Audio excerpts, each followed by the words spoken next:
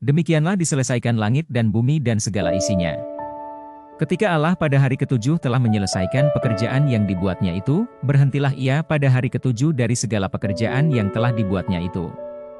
Lalu Allah memberkati hari ketujuh itu dan menguduskannya, karena pada hari itulah ia berhenti dari segala pekerjaan penciptaan yang telah dibuatnya itu. Demikianlah riwayat langit dan bumi pada waktu diciptakan. Ketika Tuhan Allah menjadikan bumi dan langit, belum ada semak apapun di bumi, belum timbul tumbuh-tumbuhan apapun di padang, sebab Tuhan Allah belum menurunkan hujan ke bumi, dan belum ada orang untuk mengusahakan tanah itu, tetapi ada kabut naik ke atas dari bumi dan membasahi seluruh permukaan bumi itu. Ketika itulah Tuhan Allah membentuk manusia itu dari debu tanah dan menghembuskan nafas hidup ke dalam hidungnya, demikianlah manusia itu menjadi makhluk yang hidup. Selanjutnya Tuhan Allah membuat taman di Eden, di sebelah timur, disitulah ditempatkannya manusia yang dibentuknya itu. Lalu Tuhan Allah menumbuhkan berbagai-bagai pohon dari bumi, yang menarik dan yang baik untuk dimakan buahnya, dan pohon kehidupan di tengah-tengah taman itu, serta pohon pengetahuan tentang yang baik dan yang jahat. Ada suatu sungai mengalir dari Eden untuk membasahi taman itu, dan dari situ sungai itu terbagi menjadi 4 cabang. Yang pertama, namanya Pison, yakni yang mengalir mengelilingi seluruh tanah Hawilah, tempat emas ada dan emas dari negeri itu baik.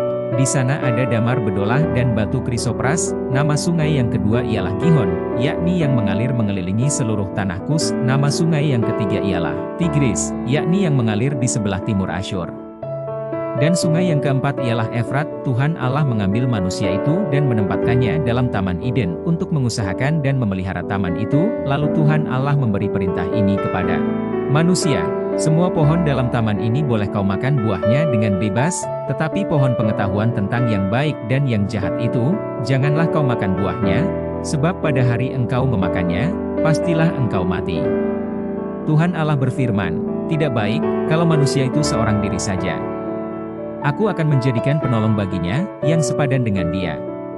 Lalu Tuhan Allah membentuk dari tanah segala binatang hutan dan segala burung di udara.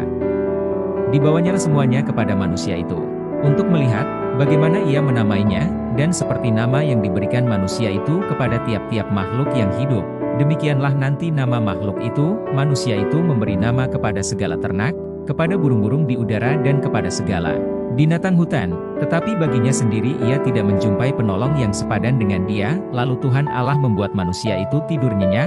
Ketika ia tidur, Tuhan Allah mengambil salah satu rusuk daripadanya, lalu menutup tempat itu dengan daging, dan dari rusuk yang diambil Tuhan Allah dari manusia itu, dibangunnyalah seorang perempuan, lalu dibawanya kepada manusia itu, lalu berkatalah manusia itu, inilah dia, tulang dari tulangku dan daging dari dagingku. Ia akan dinamai perempuan, sebab ia diambil dari laki-laki. Sebab itu seorang laki-laki akan meninggalkan ayahnya dan ibunya dan bersatu dengan istrinya, sehingga keduanya menjadi satu daging. Mereka keduanya telanjang, manusia dan istrinya itu, tetapi mereka tidak merasa malu.